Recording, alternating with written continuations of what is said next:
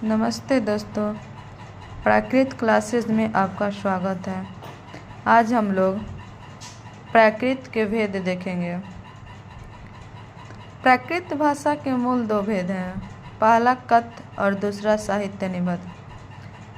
कथ्य भाषा जन बोली के रूप में प्राचीन समय में वर्तमान थी, जिसका साहित्य नहीं मिलता है, किंतु उसके रूपों की झलक छांदस साहित्य में मिल जाती है।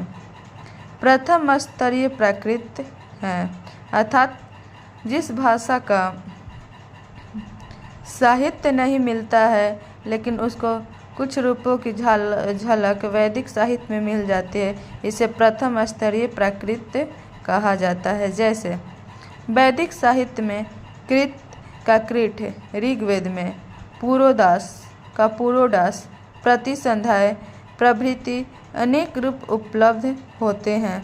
यह कथ्य भाषा ही प्राकृत की धारा को स्वतंत्र अस्तित्व प्रदान करता है। द्वितीय स्तरीय प्राकृत भाषा को 3 युगों में विभक्त किया गया है।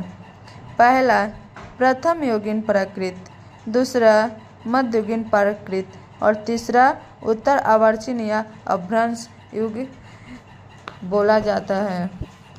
प्रथम युगीन प्राकृत के समय ईस्वी पूर्व 6वीं शती से ईस्वी द्वितीय शताब्दी तक है।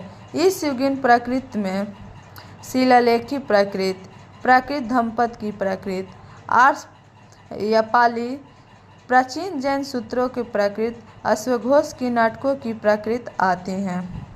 मध्ययुगीन प्राकृत में इस युग की समय सीमा ईस्वी 200 से 600 ईस्वी तक है। इस युगीन प्राकृत में भास और कालिदास के नाटकों की प्राकृत, गीति काव्य और महाकाव्यों की प्राकृत, परिवर्ती जैन काव्य साहित्यिक प्राकृत, प्राकृत वैयाकरणों, निरूपित और अनुशासित प्राकृत तथा बृहत कथा की पैशाची प्राकृत हैं।